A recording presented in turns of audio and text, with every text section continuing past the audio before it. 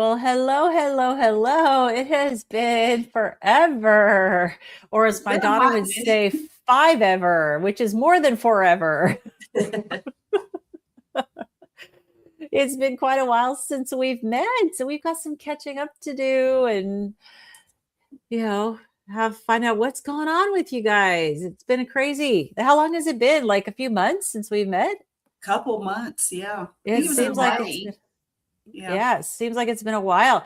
I'll give you guys a quick update with me. So, okay, so when we met last, had my little granddaughter been born yet? No, No. you had sent us some pictures, but we Okay, hadn't yeah, my talked. daughter's like doesn't want to show her face on social media, so otherwise I'd be bringing her on and showing her off, but I need to respect their decision to do. Yeah. But yeah, she is today 6 weeks old. Wow. Yeah. And she's doing amazing. So she was 6 pounds, 2 ounces, 19 inches when she was born. And she had her at her 1 month pediatrician appointment. She was like 7 pounds, 6 ounces, I think. She's a tiny little thing. Yeah. Oh, And, but she's making eye contact. She's smiling. She's starting to laugh a little bit at 6 weeks. wow. Yeah. Mike, wait, what? We're live. Yes, I know. Hey, Amazing, Mike. isn't it? Hey, Mike. But yeah, so it's awesome. So we've been obviously busy welcoming our new little one into the home. Um, did you guys knew that we had to put Max down? No, Yeah, well, no. my dog Max, who like would show up on all my videos. Yeah, so he was 17 and a half. We had to put him Mm. down beginning of March. He just came to the end and he was done. So yeah, so little Max, the last of our dogs, he was gone. We have not, Dave and I have not been without pets since we were married almost 36 years ago. So this is our first time without pets. So of course it's been sad, but he lived a long time. Yeah. And so, and I finished the Nutrition Network course for the coaching Yes. certification. Yes, I did my oral exam last week. So I'm just waiting to get the grades, assuming I passed. And so that's I believe yeah. you did. Yeah, I'm sure. Yeah, I'm sure I did. So that's what's been going on in my life. And of course, super busy with Healing Humanity, of course. And now that the documentary is out, being shown all over the place, it's really cool. So, and it's going to be in my area on the 15th of August. Yay. Oh, Yeah. wow. Okay. So I know, Renee, it's been a rough year for you. Yes, it has. We put our baby Thor down last week. Yeah. But he was only a 10.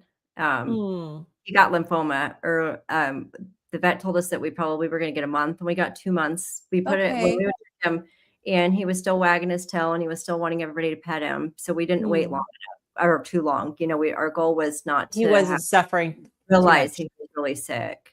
Yeah. But let me tell you what, when you give a dog steroids, they eat everything they can put in their mouths. I mean, I came in one day and he was eating one of my Healing Humanity t-shirts. Oh my goodness. I'm not kidding. He was eating everything. So, it was time. But Yeah.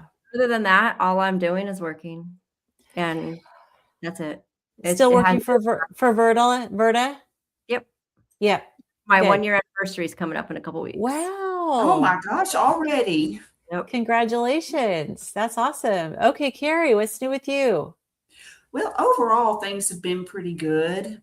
But oddly enough, actually, a couple nights ago, I guess I slept wrong or something. I don't know what happened, but like I had this terrible crick like yesterday and into today where like if I move suddenly to the side, it just like it goes. Oh, hate that. So, Hate that. but to make it worse, my air went out and it's been 96 degrees here. Now, thankfully, the HVAC guy was able to come today. And so he got me straightened out. So it's starting to cool off in here. But I mean, we're having like these high temperatures in the upper 90s.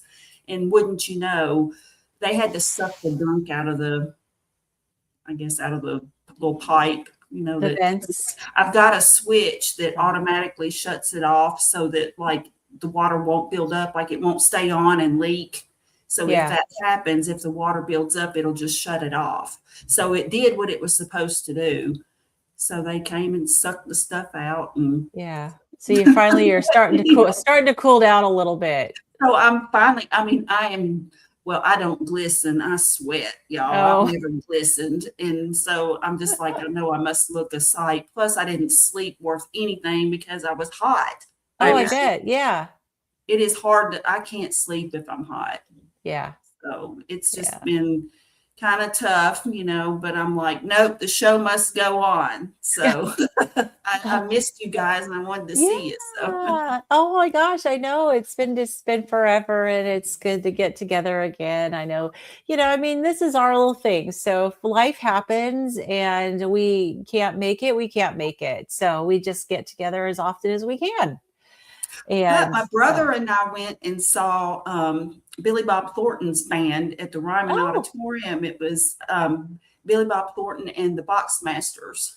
Okay. And it was really good. And then we've got Bob Dylan coming up on Saturday. Wow. You're always going to great concerts. So, yeah. I don't spend too much on stuff, but I do spend on concerts. Yeah. Excellent.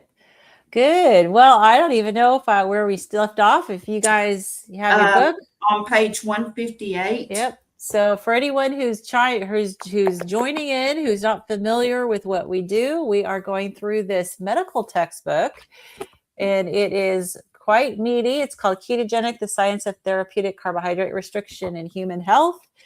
We've been slowly going through it. It's not a book club, so we don't read ahead. We read and discuss as we go. And we are still on chapter 3, the endocrine chapter. So we stopped on page, you said 158 or? 158, and it's the insulin connection. Insulin connection. Okay, so we were on the section about PCOS. Okay, yeah. So we had talked about, high insulin, hyperandrogenism, and they were talking about the link between insulin and reproduction. So going into the insulin connection, Renee, you want to start? Sure. Okay. High insulin concentrations are predominantly responsible for follicular arrest by disturbing the delicate balance of follicle. That's a tough one. Sometimes our mouths just don't want to work. Follicle stimulating hormone, FSH, to luteinizing hormone, LH, ratio that triggers the correct follicular development. During normal development, FSH encourages the growth of primordial follicles into primary follicles, and a surge of luteinizing hormone selects the dominant follicle, which leads to proper ovulation. In women with PCOS, the high insulin concentration promotes the transition of primordial follicles to primary follicles. They also increase testosterone concentration, making the receptors on the primary follicles overly sensitive to LH.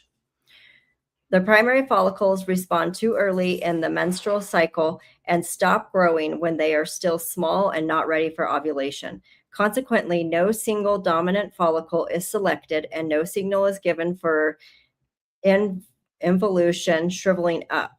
The many small follicles simply accumulate fluid, and it is these numerous small fluid-filled cysts that are visible in ultrasound and clinch the diagnosis of PCOS. Okay, so this is interesting because I had PCOS.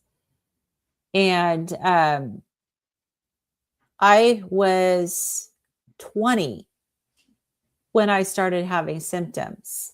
And it just makes me wonder, because it's like, I wonder how quickly you can develop it. Like, how bad does your diet have to be in order to actually make a difference? Because I know when I was living at home, up until I was done with high school, I was living at home and I was basically eating whatever my mom had in the house. And it was they were Depression era.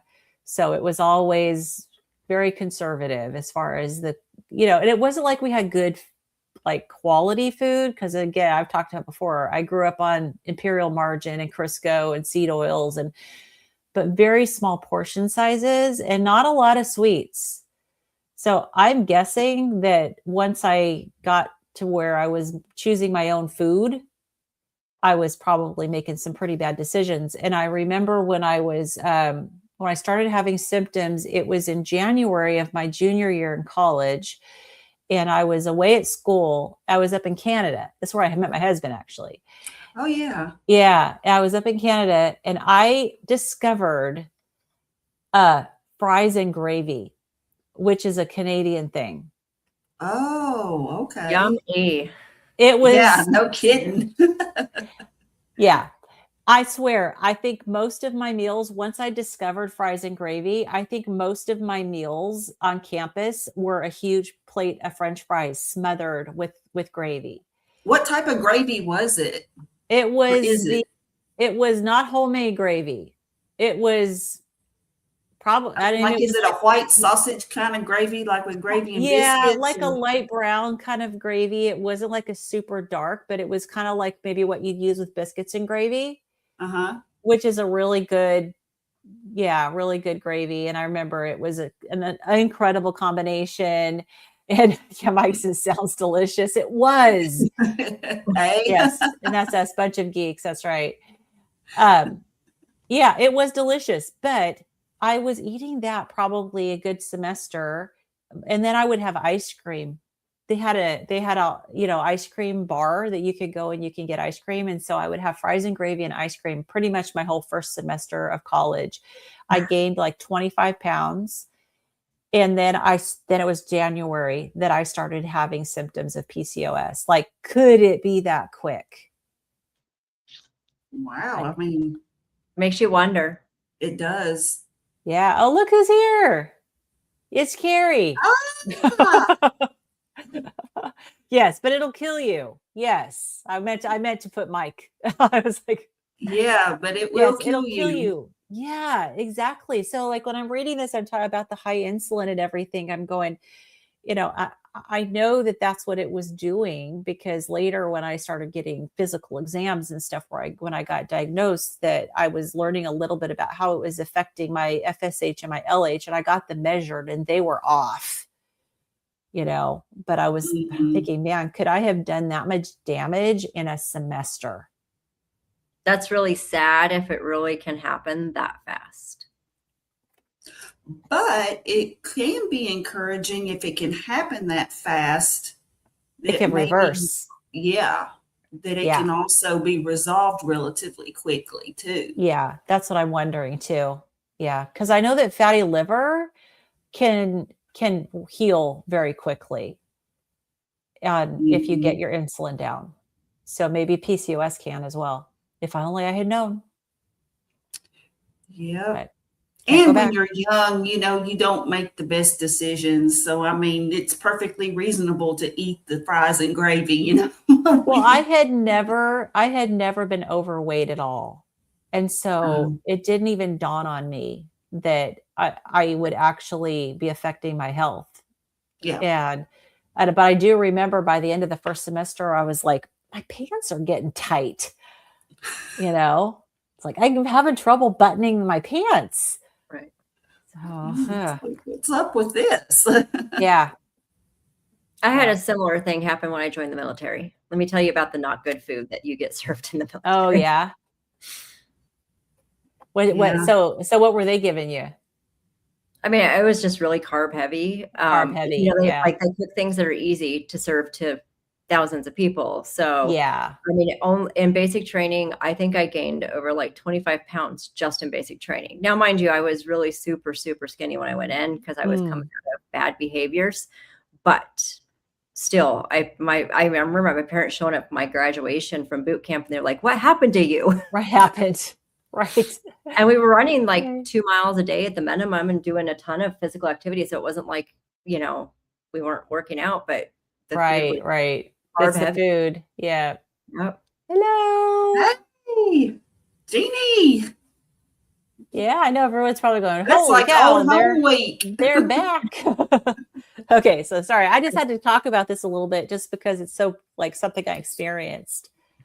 Well, I think, I don't know. I was never diagnosed, but those recurring times every month were, I mean, I started out like just, it was terrible. Like my Me dad would too. have to come get me from school, like in junior high. I mean, if it happened that morning, I just didn't go to school. But I mean, ultimately what would happen is it would happen while I was at school. Yeah. So my dad, we Yeah. had one car at the time when I was growing up. And so my dad would come pick me up and take me home. I mean, that was just it, but it was awful. And It was for I me look too. back and wonder if maybe, but I mean, apparently I didn't have trouble, becoming pregnant, but Yeah. it was like, but at the same time it was awful every month. Yeah. So, I don't know. I didn't realize it. And now I've learned this, but I did not, no one ever told me that and of course we're talking about periods. So it's like, we might as well just call a spade, right? Talking about yeah, periods. might as well. Sorry, Mike. A normal length menstrual cycle for a woman is 5 days. Mm-hmm. That's normal. And it's not supposed to be very super heavy, and it's not supposed to be super painful. And I wish somebody had told me that, because mine was never less than 7 days. And it was also incredibly heavy, and it was incredibly painful. Yep. I mean, I remember there was a time where my lips went numb because I was in so much pain. It's like in my like chick stuff. That's right. Stuff. It affects men too if you're married or if you've got sisters. Yeah, if you're around somebody, if you're around women, man, does Yeah. it affect you? But I wish someone had told me what normal was supposed to look like, because I was never normal. Mm-mm. Yeah, it's awful. So I will say, though, that I hear that frequently from my female patients, that they're really surprised that their menstrual cycles become more tolerable and they become less. And I mean, it is absolutely, you tell them, they're there for mostly weight loss, but then they're like, all of a sudden, like, oh my gosh, I just had my first period that was, I could deal with it and it was comfortable. It wasn't awful. Mhm. That's what happened with my daughter when she went carnivore. Yeah. Because she had endometriosis. And it was not only super heavy and super painful, but like with people with endometriosis, they'll explain their legs feel like jelly. Like they can barely even stand on their legs. It's so awful. And she went carnivore, and the next period she had, this goes to the fact that it can reverse quickly. Mm-hmm. The very next period she had was like 3 days and no pain. Wow. And she was like, that's phenomenal. Yeah. Yeah. And then she got pregnant.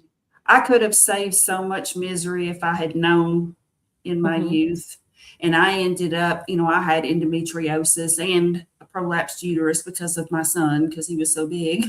But I ended up having a hysterectomy after he was born. So, but yeah, it was, I could have. I had a hysterectomy too, because I didn't have endometriosis, but I had inside of my uterus the same thing. Yeah. And I would have to take 3 days off from work just to lay in bed with pain meds because it was so awful. So, I mean, I really what would have happened if I'd done carnivore before the hysterectomy? You probably wouldn't have had the hysterectomy. Right. No. Yeah. Yeah. I mean, my daughter didn't even think she was ever going to be able to get pregnant. And she would be doing hair. Like she was a colorist at a really high-end salon, and she would be there doing hair with her and endometrial pain and just be dying. Yeah. And so it can reverse pretty quickly. It just is amazing to me how, and for me, I'm assuming for me, it was less of a sugar thing and more of a seed oils, because I didn't, even when I started having the real trouble as a teenager, when I was having the really, really heavy cycles, I wasn't eating a lot of sugar, and I wasn't eating a lot of food. I wasn't either. And like growing up, we didn't have sweets in the house. We didn't even have sodas. So it's not like, we were just eating a bunch of, cookies and stuff like that. But there was bread. There was a lot of white bread, that's Yes, me staples. Like too. it'd be bologna sandwiches, or it'd be peanut butter and jelly. Yeah. Or a lot of, and it stuff was a like lot that. of carbs. Mm-hmm. Yeah. My house was full of sugar. I didn't even know you could drink water until I was an adult. We drank soda, and that was all we ever drank. I'm paying for it with my dental work right now. Oh, I bet. Yeah. Wow. Mm-hmm. Yeah, so it's true. I mean, I was not much of a meat eater. Well, when my mom made meat, she cooked it to be like leather. Oh gosh, my mother did too. I hated meat. So I mean, it was so well done, everything. Yes. It was, and I didn't know how delicious meat could be. And I may have told this story on my 21st birthday. We went out to eat, and it took us a while to get our steaks, and I had ordered mine well done. Well, they brought our steaks, and my ex-husband, he had ordered his medium rare. Well, they ended up bringing both steaks out as medium rare, and I was so hungry by that point. Yeah. And I'd had a couple of drinks, and I ate it, and it was the best steak I'd ever had. And so at that point, that was when I started actually having a steak or ordering meat where it wasn't just like cooked to death, Yeah. Yeah. Mike says, we had crappy cuts of steak overcooked too. Please pass the ketchup. Yeah, I hated beef. I hated beef because the only beef I ever had was just like, I remember as a kid going, that was the meat where I had to chew and chew and chew and chew. It's like I can never your jaws would get sore. My jaws would get sore. So and then it would just get bigger and bigger in your mouth, like it wouldn't ever break down. It was like just terrible. This big cud in there. Yeah. So of course I wanted to eat carbs. Yeah. So, okay. Memories, right? Yes. Yes.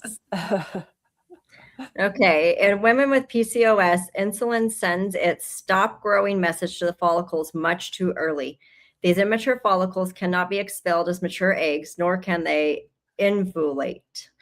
Eventually, they just become cysts. Lots and lots of cysts. Insulin causes this follicular arrest, which results in polycystic ovaries. During follicular arrest, no dominant follicle grows large enough to ovulate. The result is a menstrual cycle in which no ovulation occurs, an ovulatory cycle, no ovulation. And ovulatory. Thank you. An ovulatory cycle, no ovulation, no egg, no baby. So, eventually though, the involation where they like disintegrate, it does eventually happen. It's just late. So I remember the doctor explaining to me, because I was like, well, so what happens to these cysts? And the doctor says that they do. So what they do is there's a bunch of them.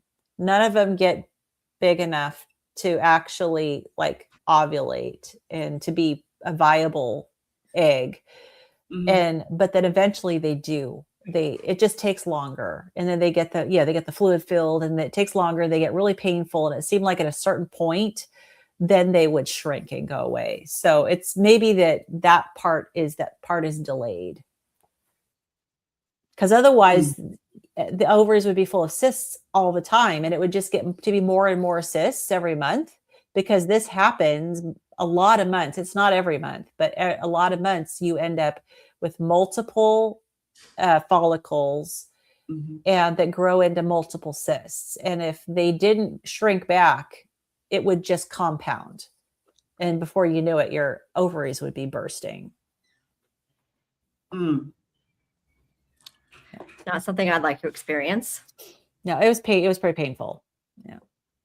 Almost all women will experience a few anovulatory cycles in their lifetimes, especially during puberty and menopause. However, the excessive insulin and testosterone in PCOS cause recurrent anovulatory cycles. Since testosterone is overproduced due to high insulin, the single most important cause of that word is just going to keep showing up, isn't it? Anovulatory.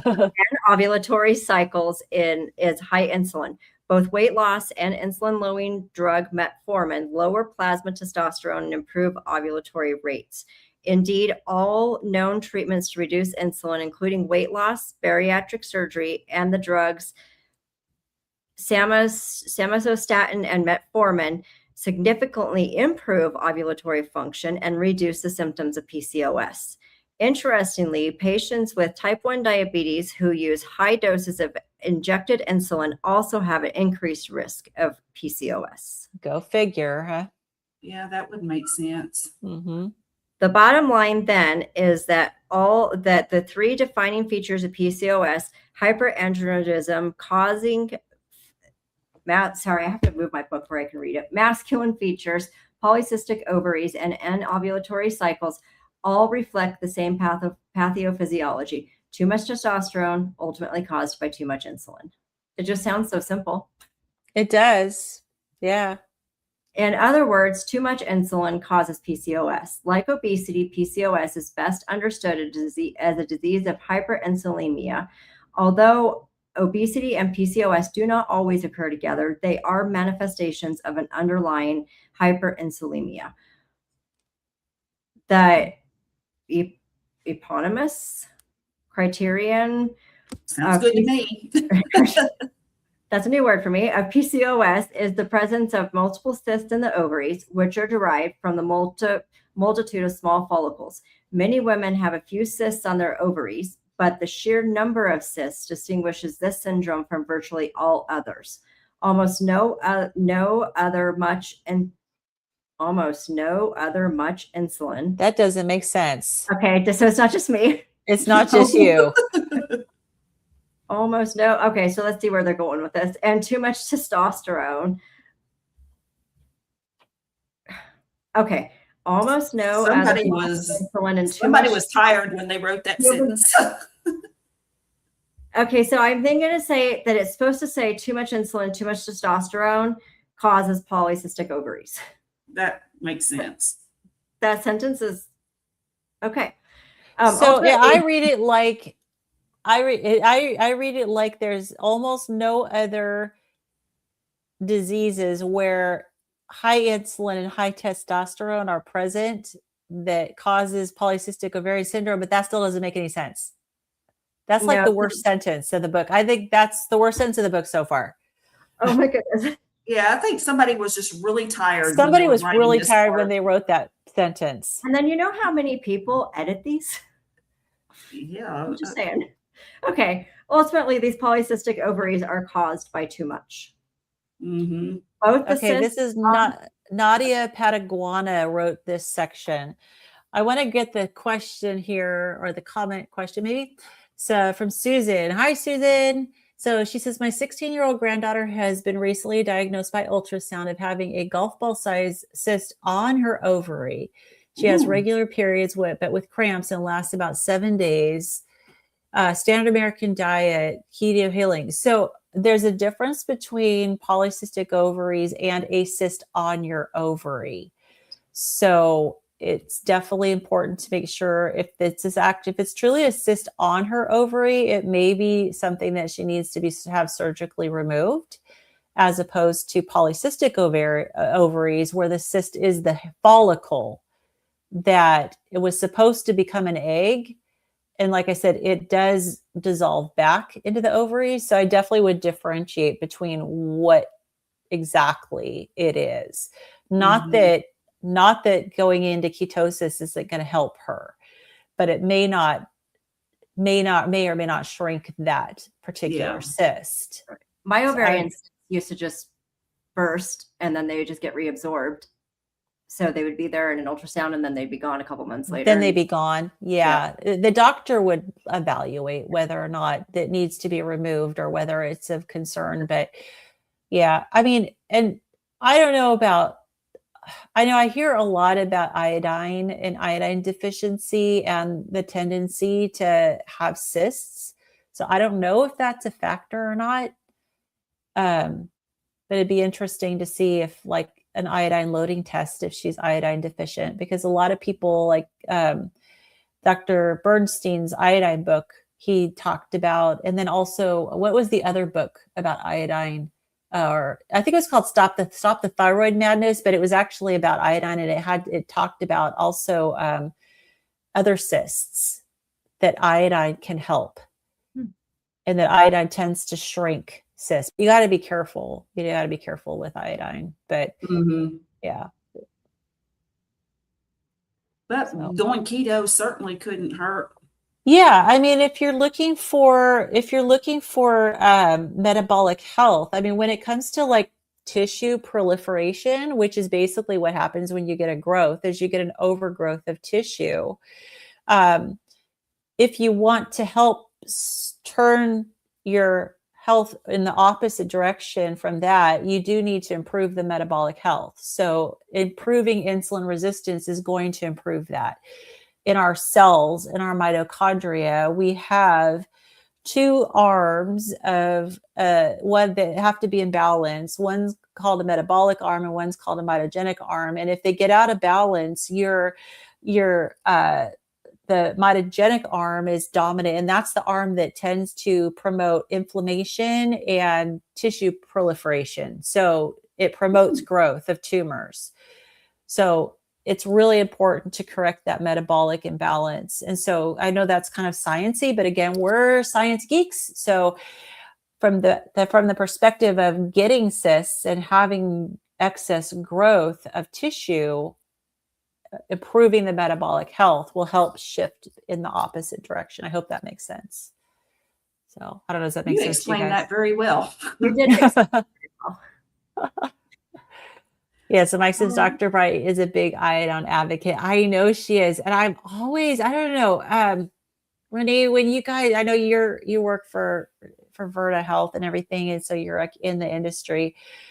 Is there like a tendency to want to be really like cautious when it comes to recommending iodine? We don't recommend any supplements at all. Okay. Because it's outside of our scope of practice. So you're really cautious. Yeah. The only thing that we recommend is magnesium. Anybody who's going ketogenic, we put them on a magnesium supplement right away to help with the leg cramps and to help with that transition period. But that's the only thing that we recommend. I personally have been using iodine for over 2 years. I don't have I had a huge nodule on my thyroid that you could actually see, and it's gone. But I also fixed it. It took a lot to get my thyroid where it needs to be. The thyroid is really tricky. That's really encouraging, for others to hear that. Oh yeah. I mean, I work with a naturopathic doctor, and so the naturopathic doctor is okay with me taking an iodine supplement. But I'm like super, super cautious. Like whenever I talk about iodine, my big thing is go investigate it, learn about it. I'm not going to tell you to take it or not to take it. I'm going to tell you to go and get educated about it. Talk to, like, a normal doctor is probably not going to know anything about iodine, but you could talk to a naturopathic doctor or a functional medicine doctor, probably get some good information. But I would definitely like do an iodine loading test and just see if there's a deficiency, and then maybe go see a naturopathic doctor and, get some advice on dosage. Hopefully they'll know. I don't know. Yeah. I don't know how many of them know a lot about it, but yeah, worth looking into for sure. So. All right. Yeah. Both the cysts on the ovaries and the hyperandrogenism. Androgenism. Thank you. My brain is not functioning with my mouth today. Are caused by the same underlying problem: too much insulin. There, I made it through the paragraph. All right. You want me to read? Sure. Maybe your mouth works better than mine. I'm usually pretty good with pronunciation. Not always. Ever since I became a nurse, that's always been my downfall, is pronunciations. Well, it's like they throw all these crazy words at you.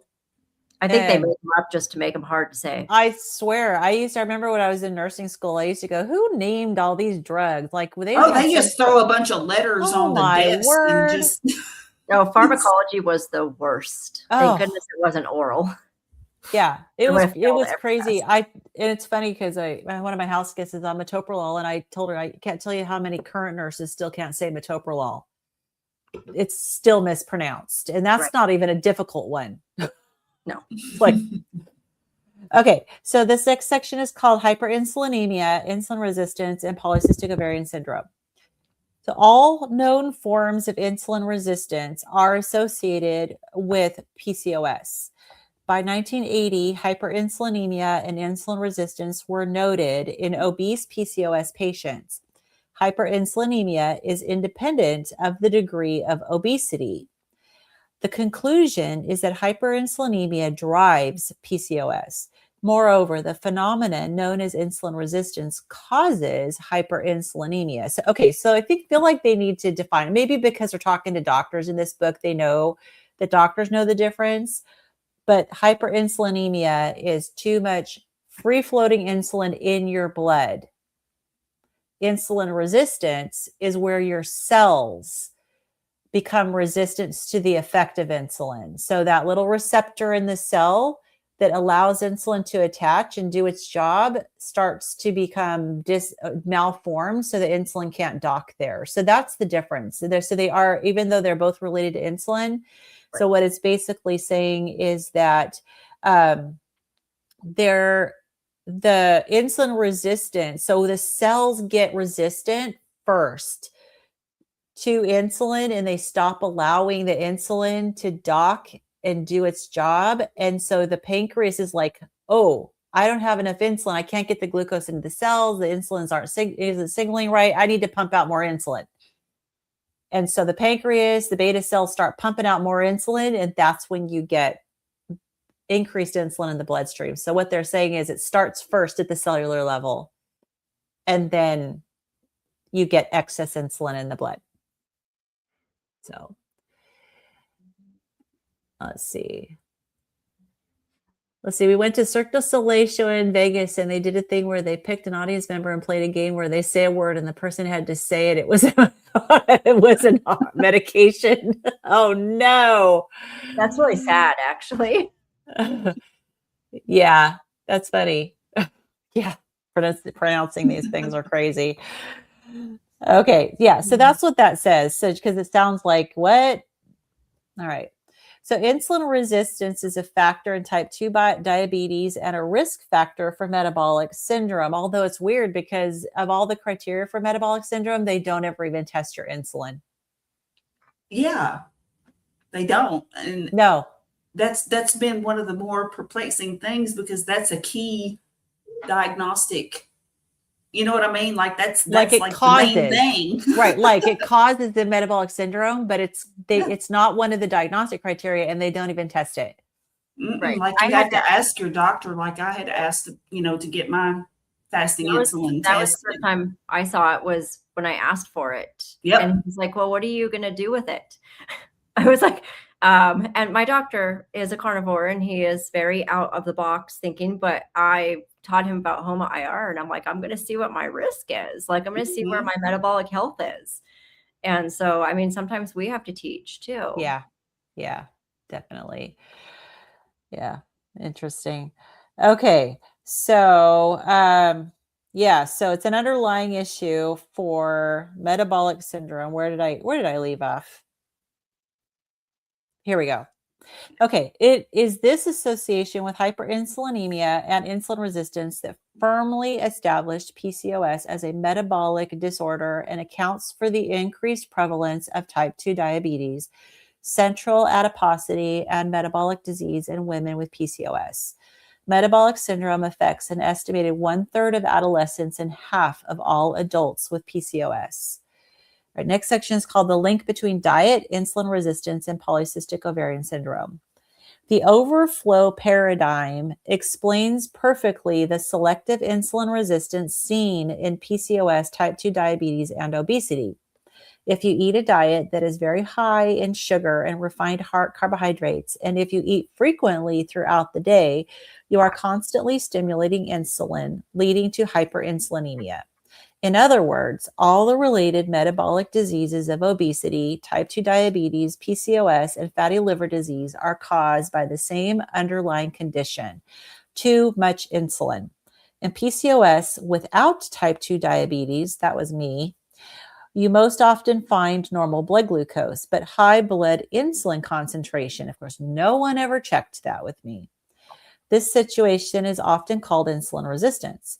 That is, insulin has succeeded in pushing glucose into the overflowing cell, but the situation has not been fixed because the moment insulin concentration reduces, glucose will rise. Hyperinsulinemia is a temporary band-aid. This is the key to understanding PCOS and indeed all the metabolic diseases. The underlying problem is the same, too much insulin.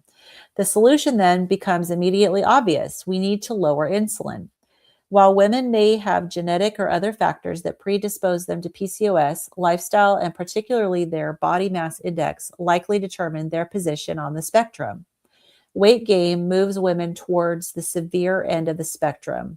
Weight loss, in contrast, moves women towards the less severe end of the spectrum by improving fertility, ovulatory cycles, and hirsutism. So I experienced this with my cousin. So I have a first cousin who also got diagnosed with PCOS. And I was the weight gainer and she was the lean one that never gained weight. And I read, I don't know if it's still the same, but I read it's only like 40% of women with PCOS actually have a problem with the weight gain. And that may have changed over the years. This was like in the 90s when I read this. And there's a ton more obesity now than there was back then. But she was able to get pregnant and I wasn't. So, and she never had the weight problem, but she still had PCOS. So she was the less severe and I was the more severe. All right. So managing the patient. So aims of care. The primary aim of care should be addressing the underlying cause of PCOS. So pharmacology, here's the drugs. Refer to the recommendations for from the International Evidence-Based Guidance for the Assessment and Management of Polycystic Ovarian Syndrome. Most PCOS treatments, with the exception of metformin, do not treat the underlying pathology of hyperinsulinemia and PCOS and should be adjunct treatments. By focusing efforts on serum insulin reduction, not only do we address the symptomatic relief of PCOS as well as infertility, we also reduce the risk of the metabolic consequences of insulin resistance in patients with this condition. It is incomprehensible that this is not the focus of current medical therapies for PCOS and begs further consideration, as many of the current treatments are insufficient. So, one is symptomatic treatments and two are fertility treatments. So did you want to pick up, Carrie, and read? Yeah. Symptomatic treatments. The methods in this category are prescribed to treat symptoms of PCOS. The birth control pill.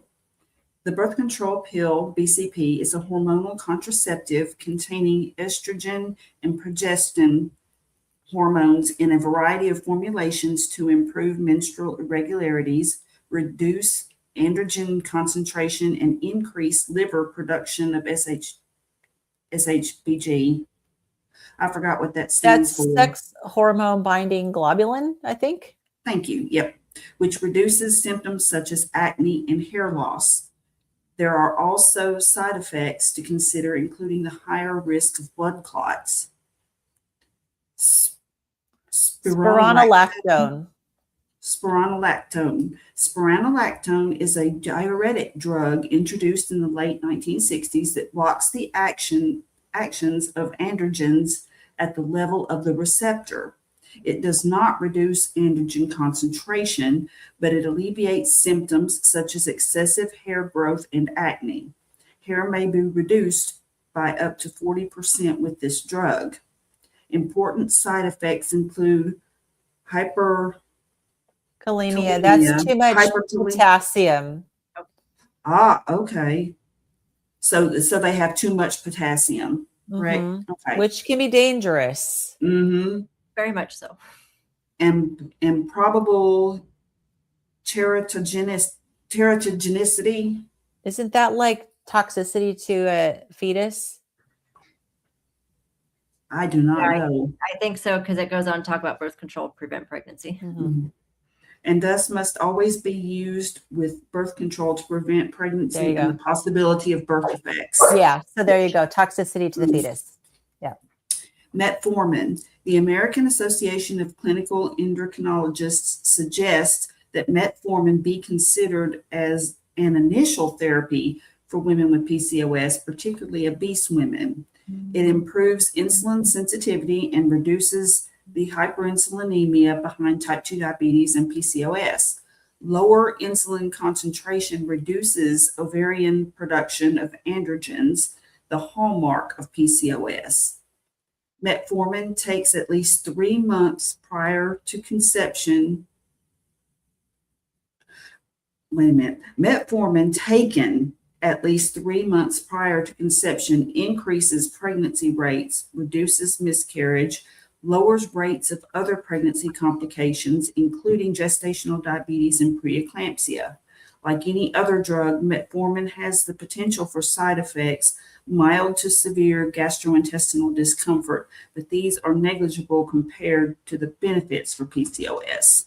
Yeah. And Mike says, Yeah. I'd like to sell a consonant. I'd like to sell a K. Potassium.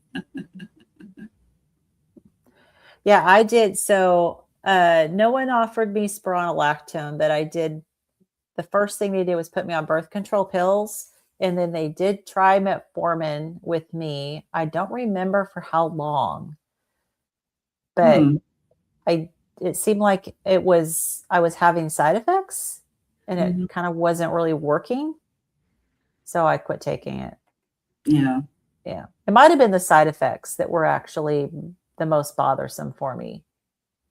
And I think they put, looking back, and of course, this was like the 80s, and they did put a lot of like teenage girls on birth control for like because of like heavy periods and stuff. And they weren't really tested for anything else. It was just like, oh, well, these birth control pills will reduce your flow and your discomfort. I never went on them at that point. I mean, I did later, but not. Yeah, a lot of girls did. And it was not like a, well, why don't we figure out why I started birth control pills when I was 14 because of my periods, and I took them until I was 28. So 14 years of pills.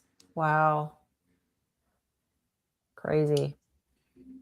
Yeah, I took them after I had my daughter. I took them until I got off of them. Funnily enough, I got off of them because, they said, I believe it was like, you don't want to be on them for like more than 10 years.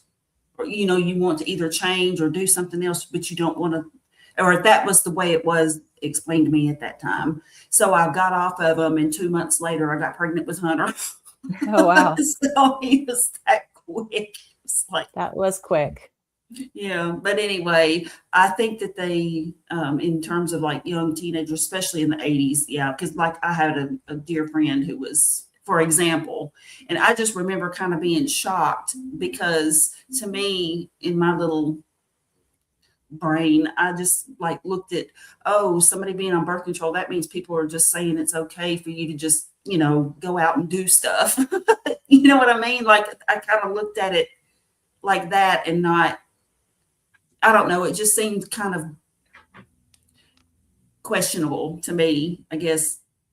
Yeah. That they would just put these young girls on it. It's like, oh, okay, hey. Yeah.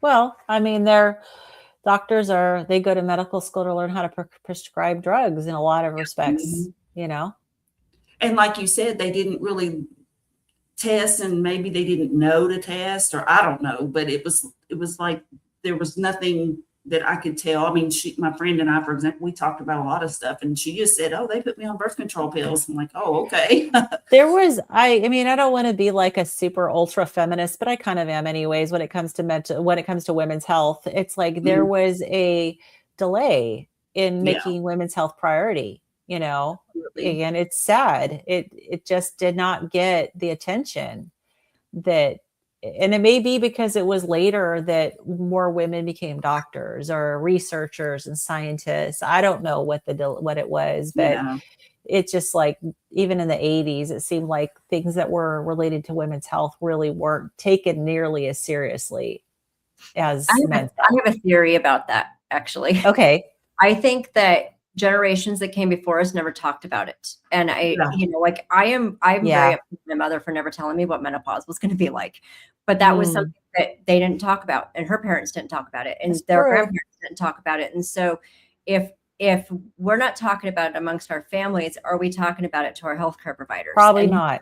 healthcare providers even Right. knew that there were these issues going on, because women, I mean, come on, look at some of the ways that we were treated in the history of medicine and how they did, like just the hysteria part of PMS and how it was treated back in the 1800s. So I think Oh, yeah. I think Well, that that's where hysterectomy comes from, right? Hysteria. that we just got to a point where it was easier to not talk about it because we were crazy if we did talk about it. And so our True. parents and grandparents were raised not talking about it. Yeah, And that's I true. believe that without social media, I believe we probably wouldn't be making the bounds that we are, because I think that gets people a platform to actually talk about it. As much as I don't like social media, I think that it's a platform for people to actually learn about things. Yeah. Yeah. So that's my That is true. theory about why women's health has been That's real. a good theory. That's a good theory. No, I And think that another that's thing, accurate. I do think that's true. Yeah, Thomas and doesn't like remember even having with PMS. we used I to swear call men PMS have putting PMS. up with men's stuff. Putting up with men's stuff is PMS. That's funny. Yeah. Oh, used to I joke swear about men that. have cycles. They have some cycle. I think they have maybe Yes, they 3-month cycles or something. You know. Yeah, they do. And I don't know enough about it I just remember hearing that they have some kind of a cycle too. But Yeah, I've read about it and about the hormone fluctuations through the month. And I mean, Mhm. it's not like us, they're not going to ovulate Yeah. and have a period, but they Right. still have periods where their hormones change too. mhm. Yeah. And I think it Yeah. goes right with mine. My husband is synced up with me. Hey, Oh yeah. Post mental status. Oh my goodness. So All right. And then the next option, surgery. Oh joy. I remember hearing Yeah. about this and considering this. I'm glad I didn't do it. Yep. Surgery, like the ovarian wedge resection performed by doctors Stein and Leventhal in 1935, was successful but is rarely used today due to high complication risk. Wonder what that is. Doctors may use the less invasive laparoscopic ovarian drilling method to reduce ovary testosterone production as a last resort. LOD is not always successful with contraception rates similar to the medical oral therapy treatments listed above. Surgical complications include excessive scar tissue and decrease in ovarian reserve and function. So, Lynn, do you know what that method by Dr. Stein and Leventhal, the ovarian wedge resection? Yeah. Do you know Like what they that is? literally cut a wedge out of your ovary. Kind of like if you're slicing a cantaloupe or something, and you slice a wedge out of it, or a watermelon. Holy They take a moly. wedge out of the ovary. Yeah. Okay. Well, now I know. So what was that supposed to do? I mean, I don't remember. Yeah, I was just curious because it's just, I mean, like just taking a hunk out, like I was just wondering is it a hunk that has the cysts in it, or is it a hunk that No. has some kind of a duct in it that produces hormone maybe, or I was just Yeah. kind of curious. I don't remember. Honestly, I don't remember what the rationale was for it. Yeah, it sounds I think terrible. bleeding would be a huge complication from it, though, because how do you sew up and stop bleeding in a wedge you've taken out of it? I mean, could you imagine and back then, we're But how vascular 1935. is the ovary? Yeah, I don't know. Yeah, I mean, people can have an ovarian cyst rupture and bleed out. True. mhm. So, I mean, and look at ectopic pregnancies. I mean, Yeah. there's I think there's lots of blood flow down there, but I'm glad you didn't have anything done, Lynn. I'm glad I didn't either, but I remember considering it. Let's see. I'm going to ask, what does ovarian wedge surgery do? I don't know if that's a good way of asking it. okay, it's supposed to, they say that it is supposed to lower male hormone levels and restore ovulation. It cuts down tissue that makes excess testosterone, helps the body release eggs regularly, and brings back monthly menstrual cycles. But the scar tissue often cause painful pelvic adhesions. There's a risk of early ovarian failure from removing too much tissue, which is what they mentioned here. So I wonder if there's a specific part of the ovary that makes testosterone. Mm-hmm. And then how would they know? Like that, it's just amazing that in 1935 they were already looking at that and figuring out what part was causing the problems. Yeah, that is. Or maybe it was a crapshoot and they didn't know. They just sort of guessed at which part. Maybe. I often wonder that myself. Like, how do they actually know that each of these things does that, whatever it is? Like, how, because you don't really see it do it. So it's like, how do you like know that this produces this and then this does that? And I mean, obviously they know somehow, but I don't know. I think about weird stuff like that. I just have these questions. So it says testosterone is primarily produced by the theca cells within the ovarian follicles. Huh. These cells form the outer layer of a developing follicle. Okay, that's not helpful. Oh, let's see. So there's hilus cells located in the hilum, the base where the blood vessels enter the ovary. These cells are structurally, so it looks like there is a specific location of the ovary where they're located. Okay. So there's also interstitial cells. There's scattered hormone secreting cells located in the connective tissue of the ovary. So it's probably this hilus area, because the other areas look like they're everywhere. But the hilus cells look like they're structurally in a specific place. So maybe that's what they were located, cutting out was that area. Just guessing. Then you wonder how they found that in 1935. I mean, how many women did they have to cut on to? Oh, yeah. Sounds barbaric. Yes, I agree. I agree with that completely. Whew. Yep. And eating a ribeye is just so much more pleasurable. Yes. And speaking of which, dinner is ready. So maybe we can stop here. Okay. Yeah, this is a good, because we'll be at fertility treatments. Yes, which I'm already recognizing. I did quite a few of these. So. Well, it was good to get together again. It's like, and so many of our friends joined us. Yeah, too. I know. Isn't that awesome? It's like we could be gone this long and still have people come back and say hi, which I love. Yeah, me too. I hate it when life gets in the way of stuff, but it just happens. But I'm still alive and kicking. I'm still carnivoring. Right. Awesome. And Renee, are you doing anything with your channel lately? No. I posted some pictures on my Instagram finally, but no. Oh, okay. Life has been hard. It has been. And when I'm off of work, I just want to vegetate. And, just so we're not cryptic, I've lost quite a few family members this year, and our dog and my son had some pretty significant things happen in his life. So it's like when I finally get off of work, I just don't have much left. And I'm working on getting it better, and I'm focused on that. And the one thing that never waived was my carnivore. I don't know what I would have been like without having all this anxiety and depression gone. Like, I don't know how I would have made it through this year. So I'm so grateful for this, and I'm so grateful to be able to. Are you going to be able to get to one of the showings of the documentary? Unfortunately, the one in Phoenix is in a weekday. It's like a Wednesday. I have to take 2 days off from work to get up there to go. Because it's a 3-hour drive. Is it not in Tucson too? No, or is it just in Phoenix? It's at the same theater, I think, that we did the meetup. Yeah. Okay. So it's a heck of a trek for me to try to make it. So no, we're not going to. We've got. Well, there's a clip of you in it. I heard, and I can't wait to see it. I'm just have to wait for it to hit streaming. It'll end up with streaming. Yeah. So I can't imagine somebody's not going to pick it up. Like, honestly. And Carrie, what about you?